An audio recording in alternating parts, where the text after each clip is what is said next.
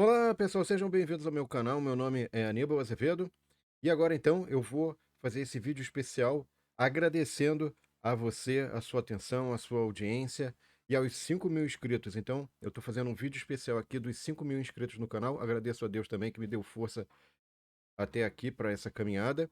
E então eu queria dar um presente para vocês aí que fazem esse canal, né? Ser inscritos, assistem os vídeos.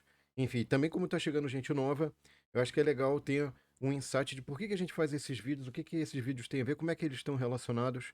Então, eu vou falar aqui hoje as aventuras do Homo Digitalis no metaverso, tá? Isso daqui é uma brincadeira, né? Vocês vão ver aí ao longo desse vídeo aqui, por que eu falei Homo Digitalis, por que metaverso, que na verdade aí tem um subtítulo que parece mais um resumo com 50 páginas, né? Como os avanços tecnológicos estão mudando o modo como vivemos e nos relacionamos, certo? Então, vamos começar a nossa aventura aqui, pessoal, nesse, nesse metaverso. E aí eu queria começar aqui com uma história bem bacana, que é uma história lá retirada do Malba Tahan, o livro O Homem que Calculava. Esse livro aí tem uma história bacana sobre herança, né? E nessa história tem uma coisa interessante que três irmãos brigavam pela herança de 35 camelos. O mais velho deveria receber metade, o do meio a terça parte e o mais novo a nona parte, né? E aí vem a questão, como é que a gente resolve esse problema? Para a gente mostrar melhor como isso é problemático, essa questão dessa herança, eu vou então colocar a figura aqui, na verdade quem faz isso é o Malbatan, ele vai colocar a figura do sábio Beremix para resolver para resolver esse problema. E aí ele vai fazer o seguinte, ele vai colocar um camelo, o camelo dele, para facilitar a divisão, tá? Porque veja o seguinte, se você divide 35 camelos pela metade, não dá um número inteiro, ok? Então, veja que o sábio Beremix foi meio audaz, né? Como a gente pode dizer.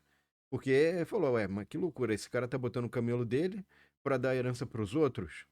Vamos ver que isso não foi tão insensato assim. Então vamos colocar aqui em números, né? 36 camelos. Se eu colocar metade de 36 camelos, eu vou ter 18 camelos para o mais velho. Um terço de 36 é 12, então 12 camelos para o filho do meio. E finalmente, um nono de 36 camelos dá 4 camelos para o mais novo. Agora vamos tomar cuidado com o seguinte: vamos respeitar a matemática e vamos fazer uma soma. Vamos somar quantos camelos aí foram dados para todos os irmãos. 34 camelos. Faça a soma ali, ó. 12 com 18 dá 30, mais 4, 34.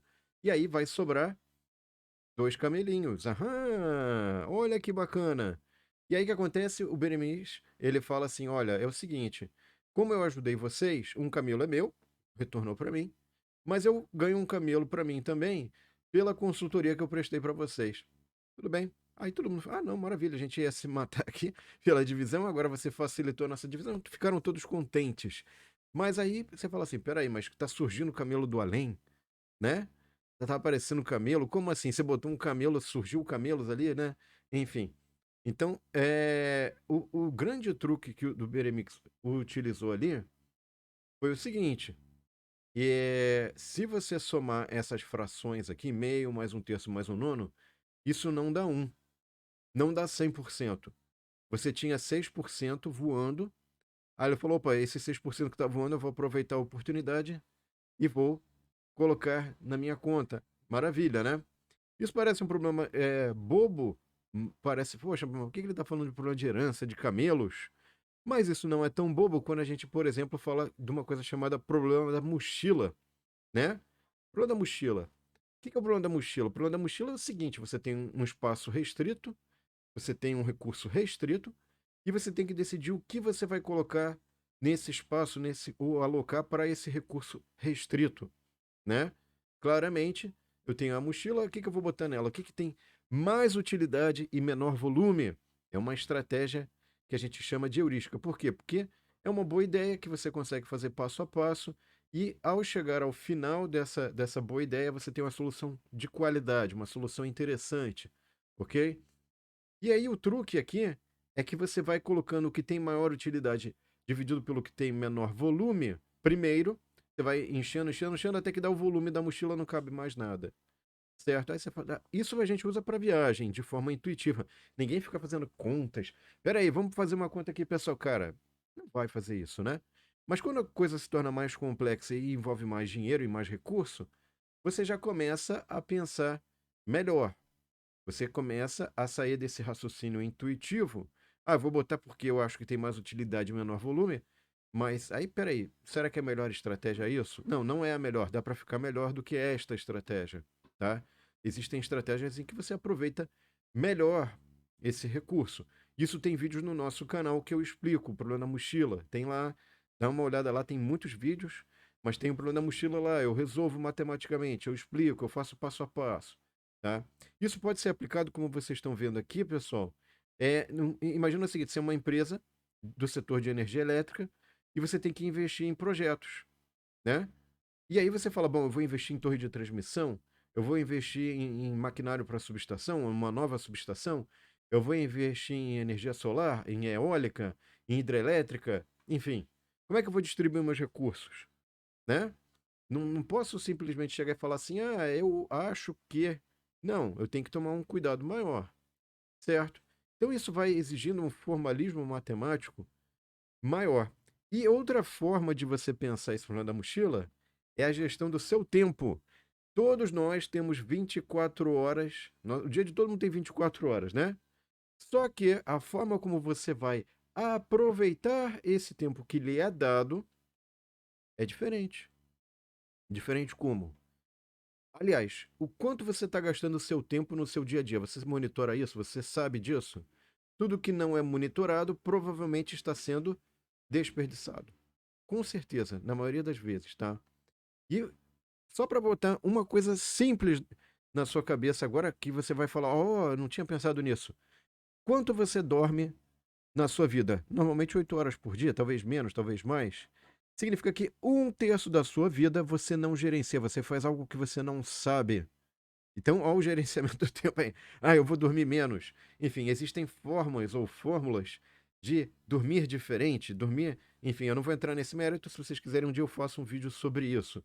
Formas de dormir. Não é só essa forma de dormir 8 horas e acordar. Enfim, tem outras formas de dormir.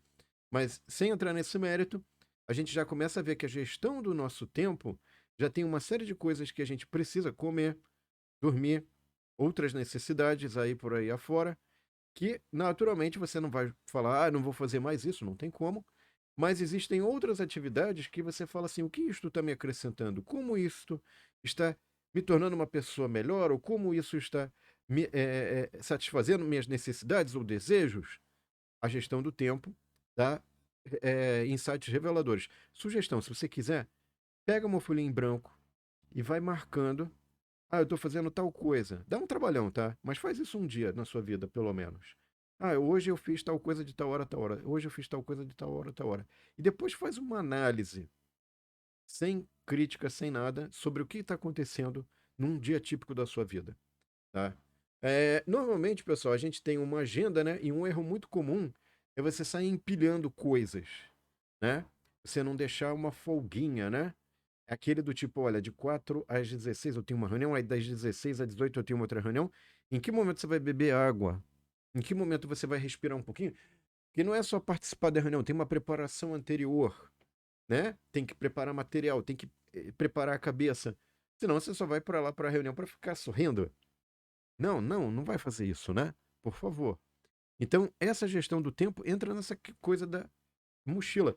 E para vocês terem uma ideia, hoje o que é uma coisa bastante comum em organizações, que é a gestão do tempo das equipes, gestão das tarefas. Que tarefa que está sendo feita? O famoso quadro Kanban. Né? Nós também falamos aí em alguns vídeos do nosso canal do quadro Kanban. Se vocês quiserem, a gente prepara aí. Deixa nos comentários, pessoal, o que vocês estão a fim de ver. Eu faço um vídeo especial, a gente bola essas coisas todas que a gente já falou, tá? E aí põe, isso aqui quem que tá fazendo? Onde é que tá? Tá pronto? Tá em preparação? Tá sendo feito? Qual é o prazo? Quem é que tá responsável? Enfim, tudo isso, pessoal, tem esses livros aí maravilhosos, tá? Recomendo, eu fiz a leitura, me acrescentou bastante. Então você tem aí esse livro do Scrum, Como Fazer o Dobro na Metade do Tempo. De certa forma, é um livro referente a essa questão da gestão do tempo, tem o sprint, né? Então, não adianta eu ficar gastando muito tempo, a ideia que está por trás disso é, não adianta eu ficar gastando muito tempo em algo que não agrega valor, né? Eu vou concentrar meu tempo naquilo que agrega valor para mim e para os outros. Aquilo que não agrega valor para ninguém, por que você está fazendo? Mas enfim, né? Você vai descobrir que tem muitas coisas que a gente faz e fala, por que eu estou fazendo isso? Enfim. E tem esse aqui, o Toyota Kata também, que é um livro. Que é um kata? Vamos falar aqui rapidinho. É uma terminologia do karatê, da arte marcial denominada karatê, em que você vai e faz uma sequência de movimentos para realizar uma tarefa. Então, para concluir uma tarefa, você faz a sequência de movimentos. Na verdade, é uma luta, né? O kata é simbolicamente uma luta, e você faz uma série de movimentos de ataque, defesa e tal. Mas você pode extrapolar esse conceito para uma sequência de movimentos para resolver o problema. No caso, se defender, sobreviver, enfim, dá para extrapolar isso, tá? Vale a pena esse livro aí. Queria também, pessoal, tem um outro aí que a gente falou no nosso canal já algumas vezes, um case da fábrica de bebedouros. Como é que a gente extrapola isso para business, né? Ele tá falando um monte de coisa para a vida pessoal, ele, enfim, é um coaching. Não, não sou coach de nada, pessoal. Eu sou matemático, né? Enfim. Mas eu sou matemático pé no chão. Eu falo aí de coisas que podem ser úteis para vocês. Então, por exemplo, isso aqui foi um TCC de um aluno meu. E o que que ele fez? Ele mapeou os processos de uma fábrica de bebedouros. Tá ali, enfim, a referência, tá, pessoal? E aí o que acontece? Ele mapeou bonitinho. Então ele fez o tal do Toyota Kata. Quais são os movimentos, né? Materiais, pessoas, processos, informações para você montar um bebedouro. Então tinha uma versão simplificada aqui das etapas, né? Das operações do kata que você tem que fazer para montar o bebedouro. Né? De forma geral, os bebedouros, né? E aqui tem um diagrama mais detalhado, vamos falar assim, tá? E aqui, pessoal, olha só que bacana. Ele também fez um mapeamento do fluxo. Então ele tinha a planta baixa ali da fábrica, certo? O que que é a planta baixa? É identificar quais são os locais, onde é que está. É como se fosse um seu mapinha aí, né, da fábrica. E aí o que é que ele identificou? Ele identificou que havia um fluxo, um engarrafamento ali na fábrica, né? Um gargalo, que a gente chama. O que que é o gargalo? Aqui, por exemplo, ó, isso aqui é o gargalo da ampulheta. É o ponto de estrangulamento onde a coisa vai ser desacelerada. Se não tivesse esse gargalo aqui, a areia descia de uma vez só e a ampulheta perdia também, obviamente, sua utilidade. Mas aí ele identificou esse ponto de estrangulamento, tá certo? E aí ele falou assim: olha, se eu modificar o layout, ok? Eu posso ter um fluxo melhor, evitando retrabalho e aumentando a produtividade em 80%. Só com um novo layout, sem gastar mais nada. Mexe as pecinhas ali, o engarrafamento some. E aí tinha também problemas de, digamos assim, de ter que refazer o trabalho, retrabalho, né? Em função desse estrangulamento, em função desse fluxo conturbado que ali estava.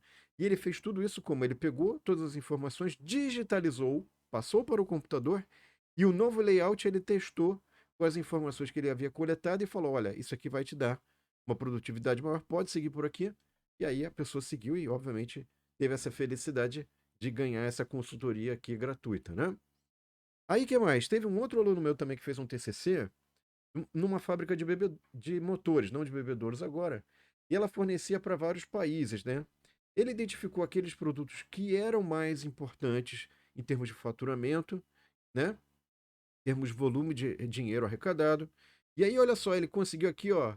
Ele pegou, inclusive, ele pegou uma peça, botou um GPSzinho, rastreou a peça, viu os fluxos, rastreou também quais eram as etapas que eram necessárias para aquela peça ficar pronta.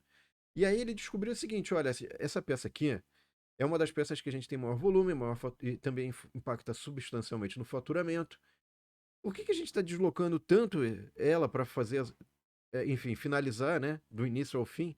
Vamos reduzir o deslocamento nessa peça, porque aí a gente consegue, com essa redução, ganhar um volume substancial no nosso faturamento em algo que agrega muito valor para a gente. Também foi um case aí de sucesso bacana.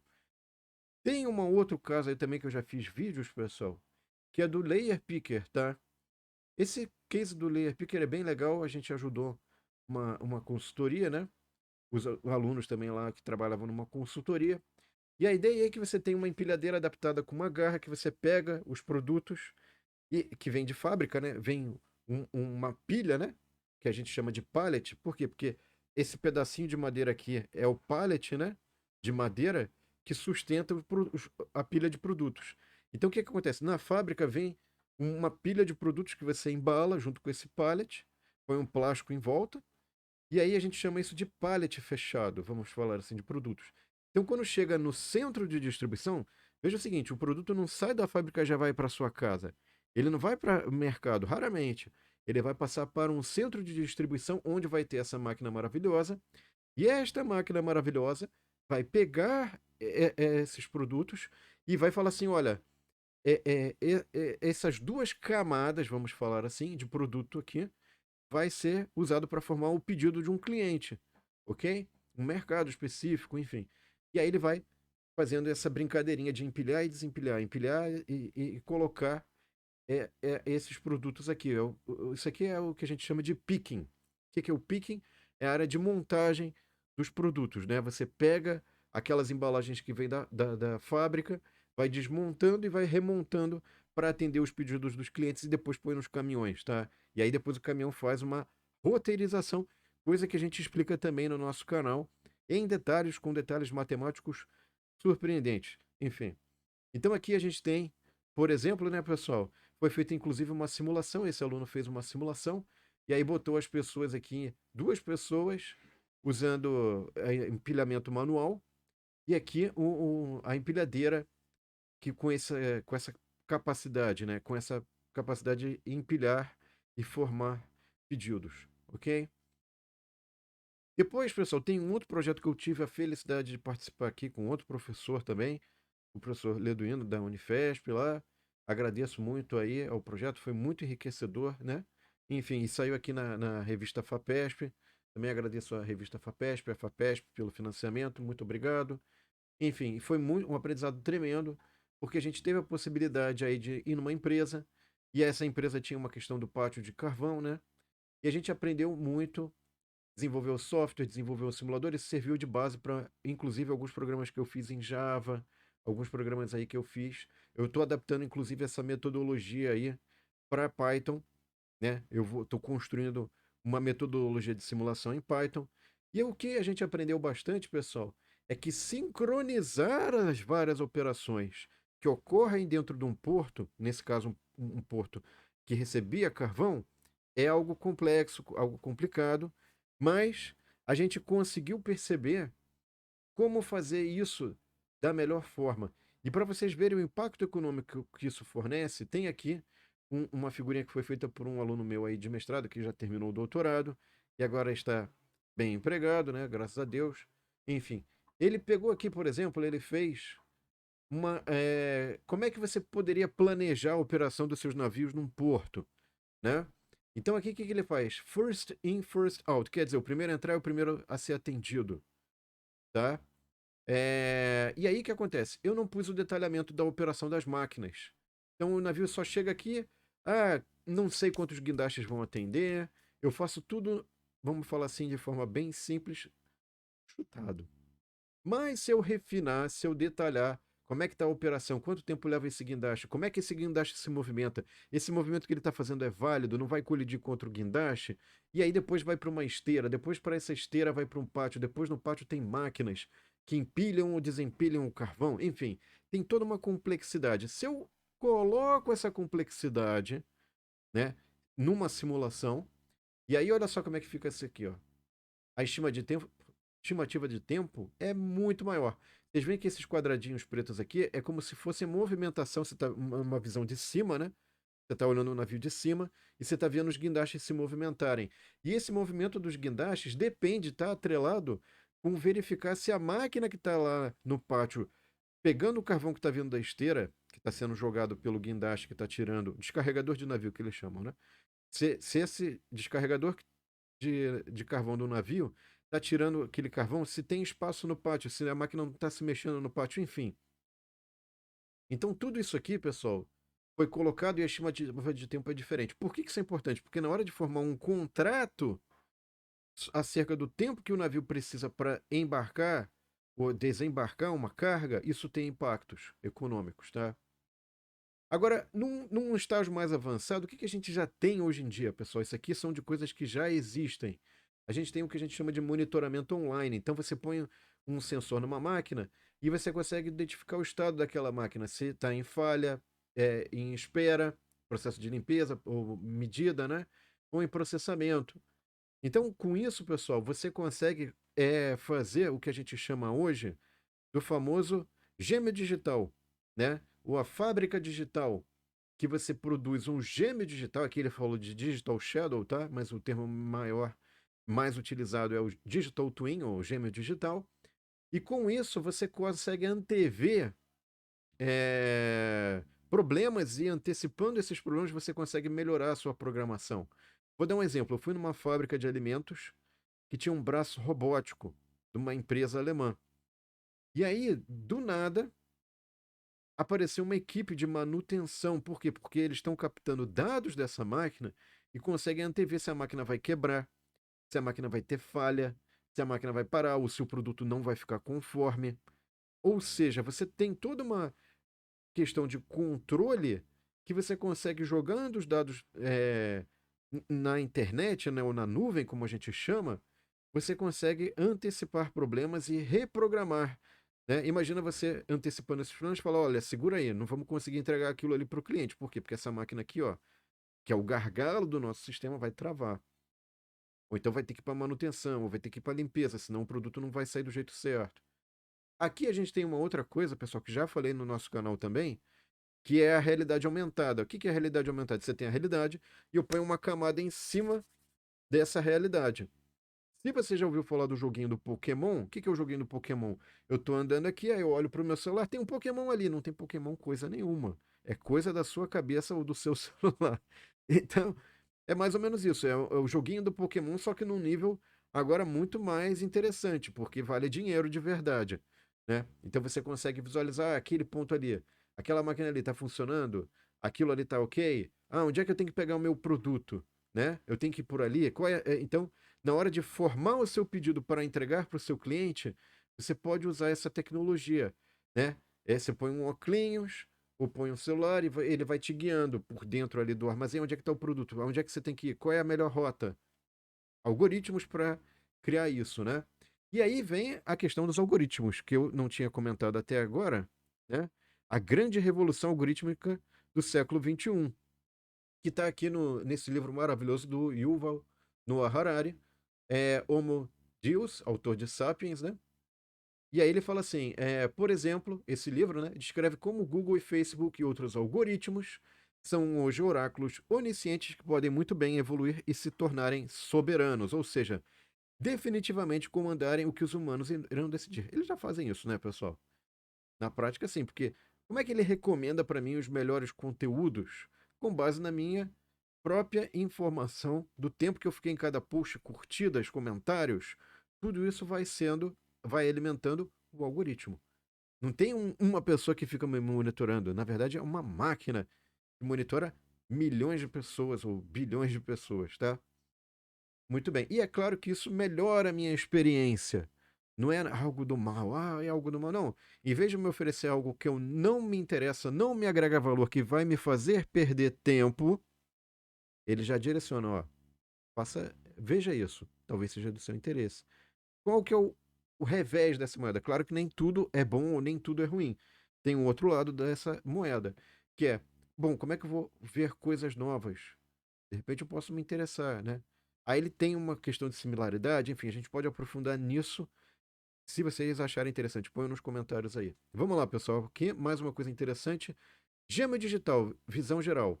Então, qual que é a ideia do gêmeo digital, pessoal? Tem um ente físico que eu estou coletando dados, eu crio no computador, né? Seja esse computador ligado na internet ou não, na nuvem, como você preferir. E aí, essa imagem desse equipamento, eu posso trabalhar em cima dela.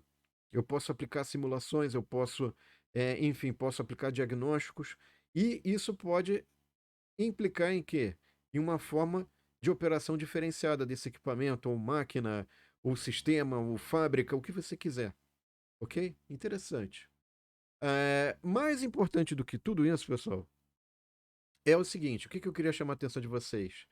Que embora você possa melhorar a sua produtividade, ser mais eficiente, mais rápido, você tem que tomar cuidado porque você tem uma segunda camada mais acima, que é a gestão das escolhas que você faz para colocar as tarefas na sua agenda. Ou seja, primeira coisa importante é você pensar, por que eu estou botando essa tarefa na minha agenda?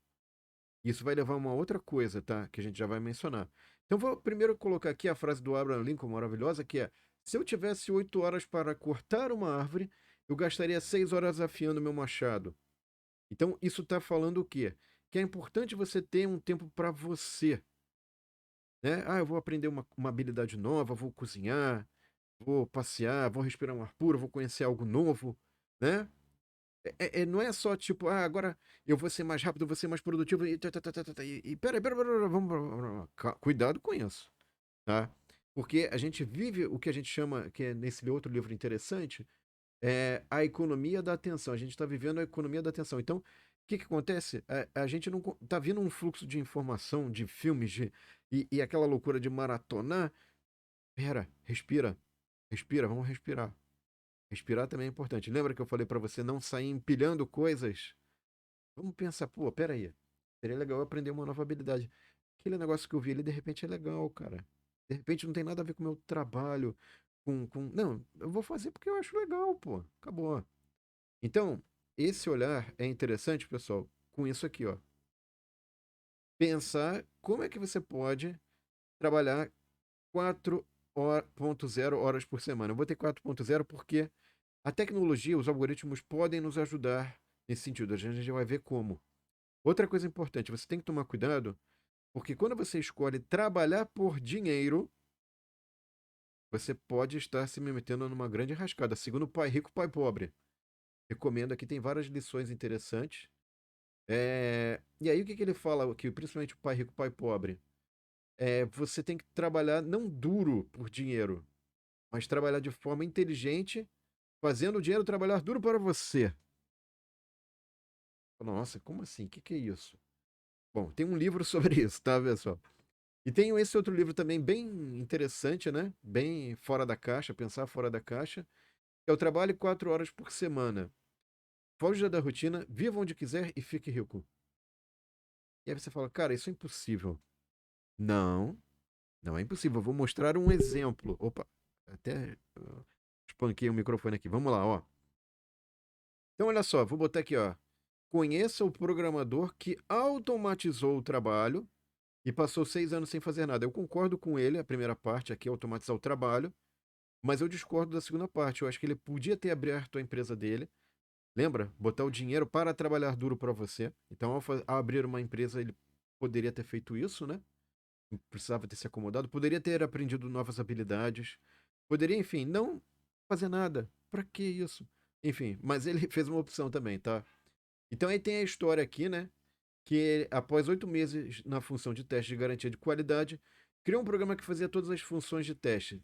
Depois disso, não precisou fazer mais nada. Nos últimos 6 anos, eu talvez tenha feito 50 horas de trabalho real. Aí você fala, poxa, e o que é a digitalização, pessoal? O que pode ser feito com a digitalização? No momento que a gente tem os gêmeos digitais. E se você puser o seu gêmeo digital trabalhando para você? Quem é que vai perceber? Foi o que esse cara fez. Só que ele devia ter investido no quê? Para ter a empresa dele, para o dinheiro trabalhar duro por ele. É isso que o Pai Rico, Pai Pobre recomenda. Vamos lá. Opções, tá? Eu tô dando opções, não tô mandando ninguém fazer nada. Você é livre para você fazer o que você quiser. Tô dando dicas aqui interessantes, tá? E livros também maravilhosos aí que eu adorei. Então, veja, não tô dando livros, apenas dicas dos livros. Ainda não tenho esse poder todo de atribuir livros para as pessoas. Então vamos lá, pessoal. Aqui eu acho que uma coisa importante que está relacionado com aquela coisa do afio seu machado lá do Abraham Lincoln é você começar pelo seu porquê. Esse livro eu recomendo muito você ler. Comece pelo porquê do Simon Sinek. Tem o PDF gratuito, tá, para leitura na internet. O Simon Sinek, ele vai mostrar nesse livro que as pessoas só irão se dedicar de corpo e alma a um serviço, produto, movimento ou ideia, souberem claramente qual é o propósito que existe por trás deles. Eu diria, inclusive, que não adianta você fazer nada que não esteja alinhado com o seu porquê ou com o porquê da organização. E se sua organização e você não tem, claro, um porquê, e muitas vezes a gente confunde o porquê ou como, ou com outras perguntas, que não tem nada a ver com o porquê, você vai ficar trabalhando. Você vai cair no que o Robert Kiyosaki, né? Pai Rico, Pai Pobre, fala que é a corrida dos ratos. O que é a corrida dos ratos? Aquela correria, aquela maluquice. Cara, vamos fazer trabalhar. E o que eu tô fazendo? Né? Ou então a famosa tosa de porco. Muita gritaria e pouca lã. Né? Ninguém quer isso. Ninguém quer isso para sua própria vida. Isso não é bom, certo? E aí que você fala, não, mas você fica só sentado aí falando no microfone e não. O que você fez? E aí, cadê o seu porquê? Bom, pera aí. Eu peguei, encontrei meu porquê. Depois desse livro aí, você tem que encontrar seu porquê, né? Você não pode ficar impassivo. Eu fiz a leitura do livro. E aí falei, vamos fazer um canal bacana aí para empoderar as pessoas em matemática, programação e tecnologia, facilitando o aprendizado, isso há 2 anos atrás. Mas eu já vinha de algum tempo atrás, graças a Deus, aí tive a oportunidade de poder contribuir com a Univesp, Universidade Virtual do Estado de São Paulo, totalmente livre, gratuita, e que tem professores das 3 universidades estaduais paulistas, USP, Unesp e Unicamp. Então tive a oportunidade de contribuir, né? E fornecer ideias, né, que são importantes aí sobre indústria 4.0, né, digitalização. Então a gente já vem trabalhando há algum tempo, tem algumas playlists, inclusive no nosso canal. A gente pôde contribuir com a questão da indústria 4.0, o programa de entrevistas Engenheiro do Futuro, né? Enfim. E também, mais recentemente, né, no nosso canal, pessoal, a gente tem aí várias playlists associadas a sites para facilitar na navegação, como o Projeto Estatística para Todos, Cálculo Numérico para Todos, o Python para Todos. O pessoal me perguntou, pô, mas cadê o Pesquisa Operacional para Todos? Já vai sair também. É que, enfim, a gente está pensando numa boa experiência para as pessoas, de aprendizagem. Essas habilidades aqui, pessoal, vou falar de forma simples. Hoje, do ano passado para cá, eu recebi mensagem de 14 organizações, pequenas, médias e grandes empresas, falando assim: por favor, você pode me indicar alguém? Eu falei: olha, ah, indicar. E o que essas pessoas querem? Elas querem estatística, elas querem cálculo numérico, elas querem Python, automação, ciência de dados. Elas querem essa formação porque isso aumenta a produtividade, a pessoa é mais produtiva. Então, se eu posso contratar alguém que vai ser hiper mega produtivo, que automatiza tudo, por que eu não vou contratar? Né? É óbvio. Então a solução é isso, pessoal. Aí aqui, ó, graças a Deus temos tido uma boa recepção no LinkedIn, a gente faz a nossa divulgação, né? A gente faz o material para que as pessoas aproveitem, é livre, gratuito, sem propaganda, enfim. E aí o que acontece? Isso está atrelado à estratégia da Disney. Como assim da Disney? Bom, não sei se você tem esse outro livro aqui que tem vários insights, eu vou falar um deles, que é o Hitmakers, Como Nascem as Tendências, né? Que ele fala da história da Disney, como é que foi a Disney, como é que a Disney foi surgindo. E aí, pessoal, tem aqui a história da Disney começou com os gibis, né? Eles faziam gibizinhos e tal, papapá. Aí viram que aquilo podia virar uma animação, e uma animação um pouquinho mais longa, já dava um filme. Aí com isso eles pleitearam já ali um programa de TV, então eles pegavam algumas coisas que eles já tinham prontas dos filmes, dos gibis, geravam uns curtas, né? Uns filmes mais curtos, né? Filmes mais curtos, então veja a estratégia, né? Hoje se repete. Você tem coisas mais longas, aí você tem os cortes, né? Seriam uns videoclipezinhos.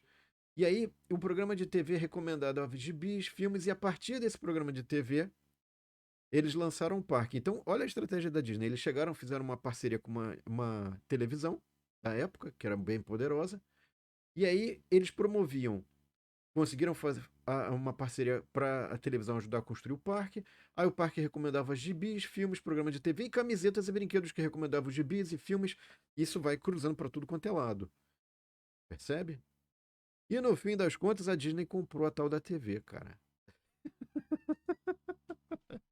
É, o nome dessa estratégia, pessoal, é marketing total. E aí eu pensei assim, cara, mas como é que a gente pode usar isso para a questão do aprendizado? Tem esse aqui, o William Glasser, né? Tem uma teoria do aprendizado, que ele fala o seguinte: como é que é o seu aprendizado? Ler, escutar, ver, ouvir. Conforme você vai progredindo, chegando aqui no quando ensinamos outros, você tem uma eficiência maior. Mas veja, não é só chegar e falar assim, ah, agora eu vou ensinar para o fulano um conceito que eu não sei. Não tem como. Você vai ter que ler várias referências, você vai ter que ver vídeos, escutar, ver e ouvir, conversar, debater, escrever, até chegar nesse nível de maturidade. Então, na verdade, a gente fica transitando entre esses vários níveis até chegar nesse nível mais eficiente. E o nosso aprendizado será mais eficiente conforme a gente vai transitando mais e mais dentro desses níveis para um determinado tópico, tá? E foi isso, eu adaptei esse sistema, conjuguei isso com marketing total, com essa pirâmide. E aí o que a gente criou? A gente criou uma espécie de sistema para gerar uma experiência de aprendizagem mais eficiente nas pessoas. Então, não é só um canal, não é só um vídeo, não é só, ah, como é que eu vou empoderar as pessoas? Eu vou criar uma experiência de aprendizagem que vai fazer todo esse papel de ficar transitando, ver, ler, escutar, praticar, interpretar, traduzir, explicar, etc.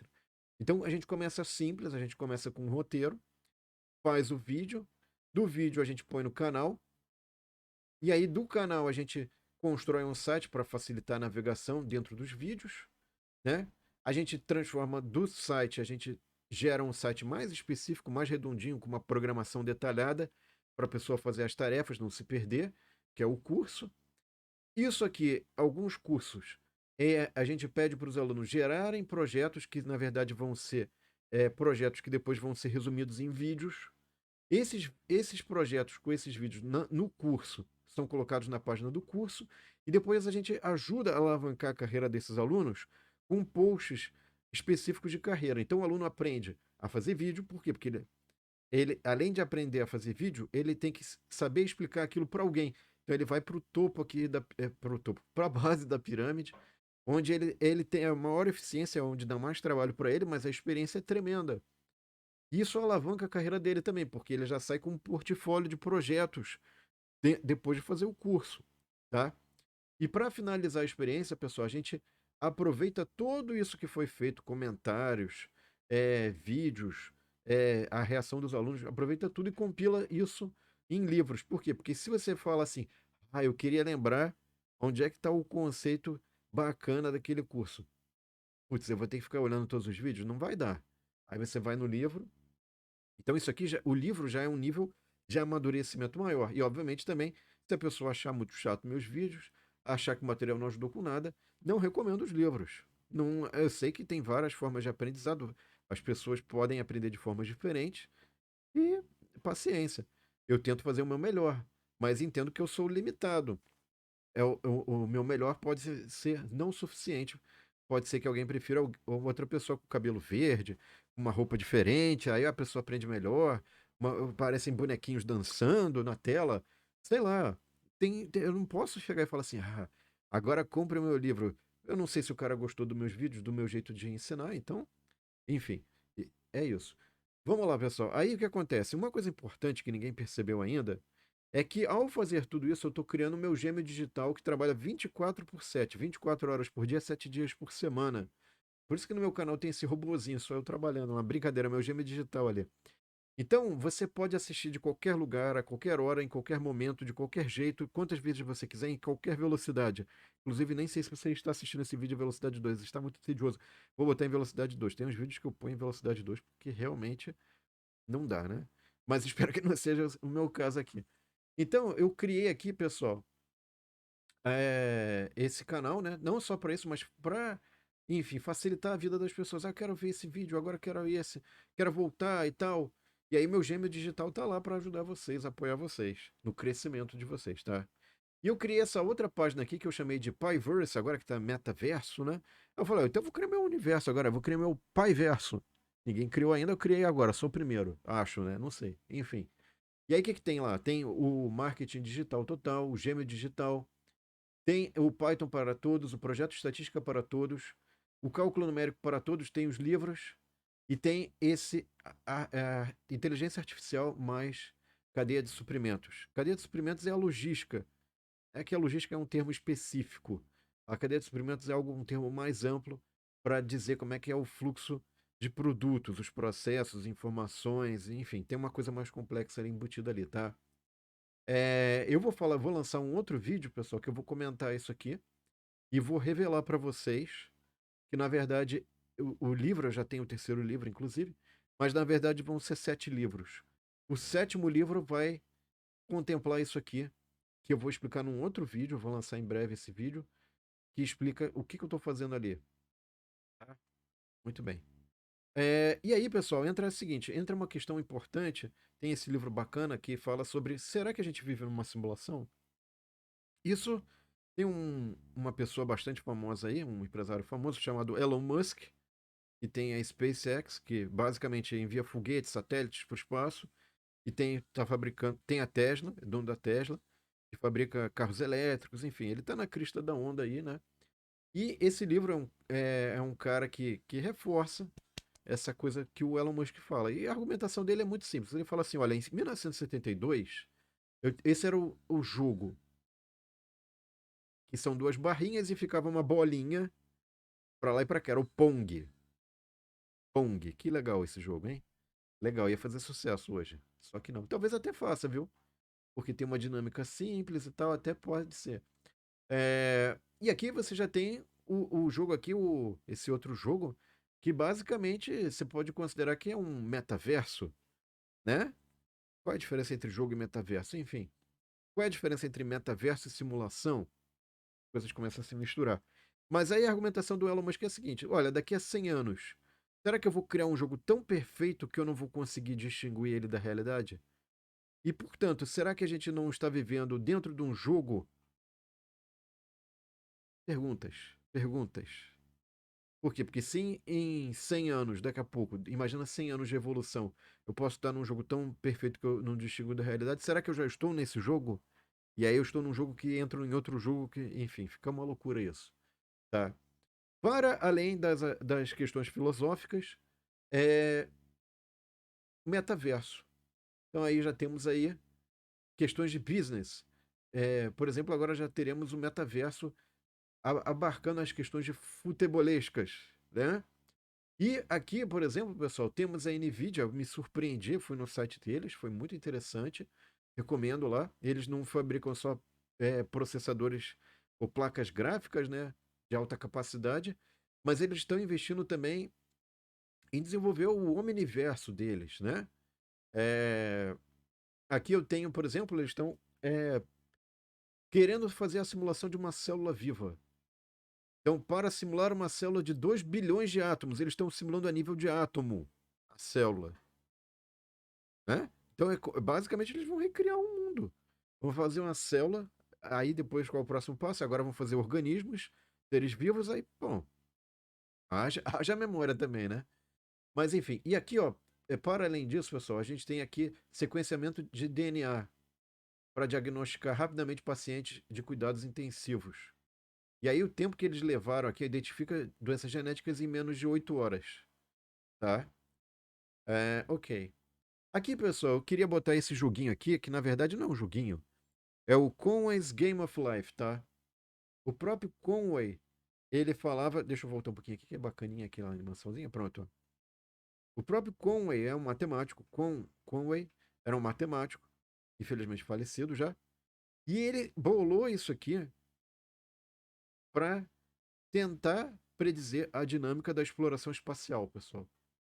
E ele bolou uma série de estruturas, fez uma série de provas matemáticas, mas no fim parece um joguinho, né? Mas tem uma questão matemática por trás disso. E qual é a importância disso, pessoal? Porque eu posso, se eu tiver algumas provas matemáticas, eu posso antever os comportamentos desse metaverso simplificado, vamos falar assim, né? Tem outro aqui, outro livro também, esse é um livro já um pouco mais fora da caixa, né? Que é o do Stephen Wolfram, que, por sinal, é um livro bastante interessante, que ele faz uma argumentação sobre um novo tipo de ciência, em que o argumento dele é o seguinte: dado regras muito simples, dado regras muito simples, será que eu posso gerar comportamentos complexos? E como é que eu posso fazer o estudo disso? Tá? E aí ele vai usar ciência da computação, ele vai usar uma série de técnicas para fazer a exploração disso, tá? O objetivo básico desse novo campo, segundo ele, né, é entender e caracterizar o universo computacional usando métodos experimentais. E aí você fala, qual a importância disso? Ora, se eu estou digitalizando tudo e botando tudo dentro do computador e começo a fazer simulações dentro do computador para tentar antever o que vai acontecer na realidade, isso pode ser interessante, né? Aqui, pessoal, eu tenho aqui um jogo bastante famoso, né? O Pac-Man. E por incrível que pareça, a gente já desenvolveu um Pac-Man, biologicamente falando. Isso entra numa questão: será que se eu digitalizar tudo que eu tenho aqui, eu posso ter uma nova ideia no mundo digital e depois verificar do ponto de vista biológico se essa ideia funciona ou não? É o que foi feito, inclusive. Isso aqui é um artigo, tá, científico. Você tem aqui uma célula que foi gerada inicialmente no computador. E aí eles falaram: olha, a gente avaliou do ponto de vista computacional dentro do computador, com simulações, essa seria a melhor configuração, e depois eles fizeram a célula. Então aqui, inclusive, aqui está passando, ó, começamos com uma configuração inicial no computador aleatória, e aí depois aplicando um algoritmo evolucionário encontramos a melhor configuração, a configuração que faz a célula se mexer. E aí eles pegaram, fizeram a célula, de fato, biologicamente produziram essa célula. E aí, olha só o que, que eles fizeram. Eles fizeram o que a gente chama, eles chamaram de Shadowbolt. O que, que é o Shadowbolt, pessoal? Essas células ficam rodando e basicamente elas vão se agrupando. Gera uma nova entidade por agrupamento. Eles, inclusive, chamaram que isso é uma nova forma de reprodução, no artigo lá, né? Falando que essa nova forma de reprodução é a forma de reprodução é, cinética. Por quê? Porque basicamente é o Pac-Man, né? Esse troço vai se mexendo, vai se mexendo, vai se mexendo, aí vai mexendo e vira uma outra coisa. Essa loucura que tá aparecendo aqui, tá, pessoal? E é isso, pessoal. Então, eu queria dar insights para vocês novos, ampliar os seus horizontes, né? Para você ver o que está acontecendo. São coisas que já estão acontecendo. Não é que, vai acontecer, já está acontecendo, já está do seu lado, né? Não está na esquina, óbvio que não, mas já está acontecendo, já está sendo feito. E eu queria dar essa perspectiva e agradecer você mais uma vez por ter se inscrito no meu canal, por visualizar os vídeos e contribuir com esse vídeo interessante, não tão técnico quanto os demais, mas mesmo os vídeos mais técnicos, pessoal, eles têm um enredo, eles têm uma história. Eu vou fazer um vídeo sobre por que que eu vou fazer 7 livros de Python. Não é só ficar ensinando código. Não, ele está ensinando Python. Agora, mais um livro de Python, mais código, mais. Não. Tem um propósito. E vai ter um próximo vídeo que eu vou explicar esse propósito. Tá bom? Então, muito obrigado pela audiência. Muito obrigado por os inscritos. Se você gostou, compartilha.